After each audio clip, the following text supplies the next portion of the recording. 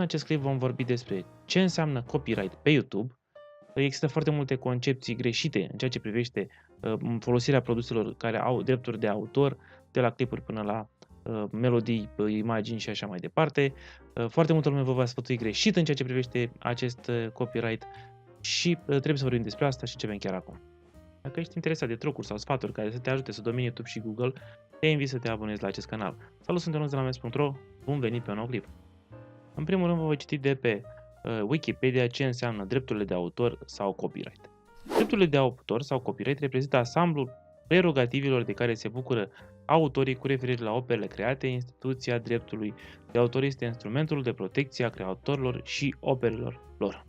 În primul rând, ce se poate întâmpla dacă folosim materiale care au drepturi de autor pe clipurile noastre? Bineînțeles, clipul poate rămâne, prima variantă. A doua variantă radicală, clipul poate fi șters de tot. A treia variantă, ni se poate șterge conținutul audio în momentul în care folosim o melodie care are drepturi de autor. De asemenea, poate să ni se lase clipul, dar dacă avem monetizare activată pe el, acei bani vor ajunge la deținătorul drepturilor de autor. Sau mai există ultima variantă, ni se lasă clipul, dar toate datele statistice merg către cel care are drepturile de autor ale acelui material.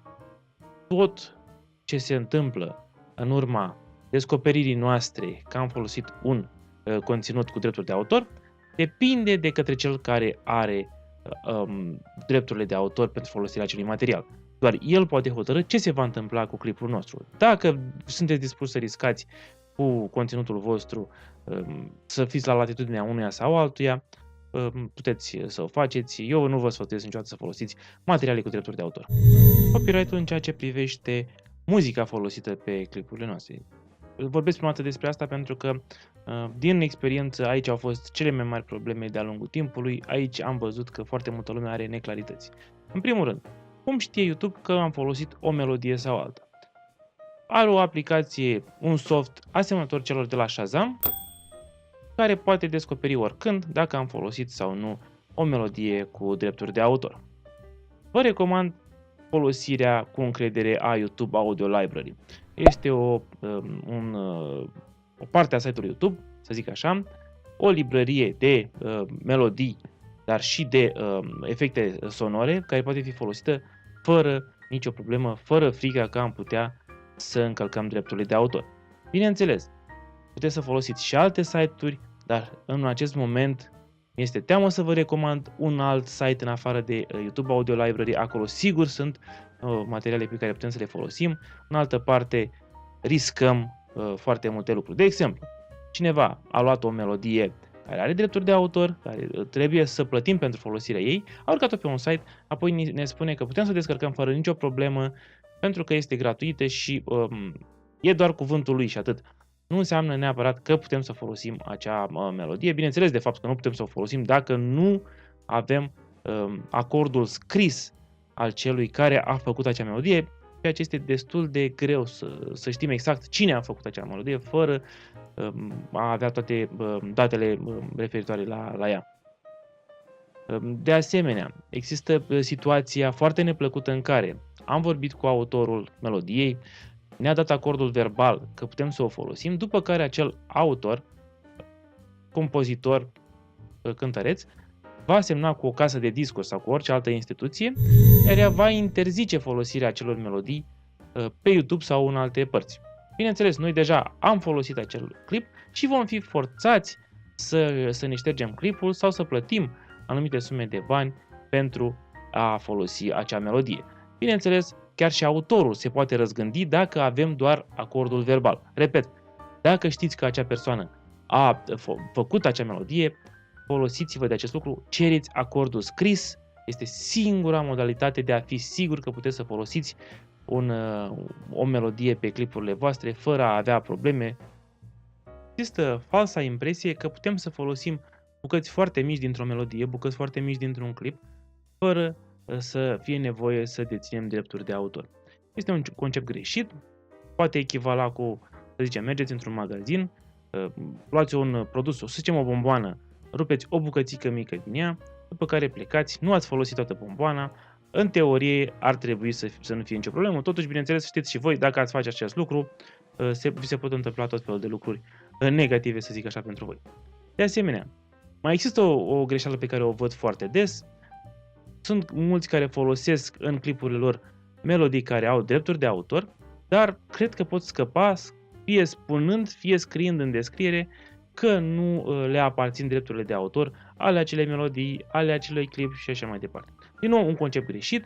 Nu puteți să vă duceți într-un magazin, să luați o bomboană, după care să fie ok doar dacă spuneți de unde ați luat acea bomboană. E, repet, un concept greșit și, bineînțeles, ca în orice alt furt, veți putea să fiți pedepsiți, inclusiv, repet, să vi se șteargă clipul, să fiți dați în judecată, foarte multe probleme. Aceleași probleme pot apărea și în cazul folosirii imaginilor. Atât imaginile găsite pe anumite site-uri, cât și imagini din jocuri, imagini din concerte, etc. Am văzut foarte mulți care au primit copyright strike, tocmai pentru că au folosit anumite imagini din jocuri fără a avea acordul celor care au făcut acele jocuri. E un lucru care se întâmplă foarte des, de aceea vă recomand să cercetați, să verificați dacă aveți voie să folosiți acele imagini fie în timpul clipului, fie în thumbnail, pentru că și aici poate fi o problemă.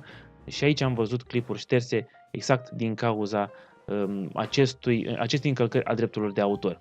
Repet, și imaginile, ca și clipurile, ca și melodiile se pot supune legilor drepturilor de autor.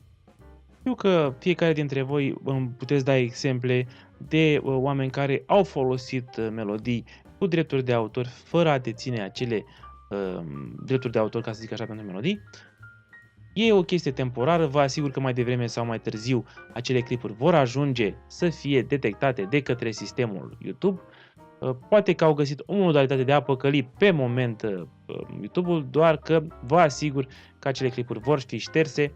Nu vă jucați cu astfel de lucruri, pentru că YouTube poate la rândul lui să fie dată în judecată dacă nu respectă acele drepturi de autor, așa că e în interesul platformei să caute și să ia măsuri în ceea ce privește aceste drepturi de autor. În ceea ce privește clipurile de pe YouTube, există două tipuri de licențe. Licență YouTube Standard și Creative Commons. Licența YouTube Standard înseamnă că nu puteți să folosiți bucăți din acel clip, și Creative Commons, reutilizarea este permisă. Atenție ca un clip care în principiu are licență Creative Commons să poată fi folosit cu adevărat în clipurile voastre. E de foarte multe ori situația în care cineva a luat un clip din altă parte și nu avea drepturi să îl ia, l-a urcat pe YouTube cu licență Creative Commons, iar voi puteți să folosiți acel clip și la rândul vostru să vi se șteargă și vouă și acelui care a folosit acea licență clipuri și fără nicio problemă, astfel încât veți pierde amândoi, veți primi amândoi acel copyright strike, care este foarte periculos pentru că vă blochează o mulțime de funcții în ceea ce privește canalul vostru. Care se discută despre încălcarea drepturilor de autor, veți mai auzi și despre conceptul de fair use sau în română utilizare loială. Utilizarea loială, am să vă citesc exact ce înseamnă de pe site-ul celor de la YouTube. Este o doctrină juridică conform căreia în anumite situații poți utiliza materiale protejate prin drepturile de autor fără a obține permisiunea deținătorilor drepturilor. Sunt foarte mulți care înțeleg greșit acest concept și cred că pot folosi materiale care au drepturi de autor din perspectiva acestui fair use. Dacă nu sunteți pregătiți de un proces lung în instanță, puteți să dați în judecată sau se pot întâmpla diverse lucruri și atunci să dați voi în judecată YouTube, va urma un proces lung în care foarte posibil este să pierdeți bani și timp și inclusiv procesul. De aceea vă sfătuiesc să evitați folosirea de materiale pe care nu sunteți siguri că le puteți folosi, chiar dacă în teorie ați beneficiat de acest fair use. Dacă ești interesat de trucuri sau sfaturi care să te ajute să domini YouTube și Google, te invit să te abonezi la acest canal. De asemenea, apasă și clopoțelul pentru a primi notificări în momentul în care postez ceva nou care sigur te interesează. Până data viitoare, îți urez SEO plăcut!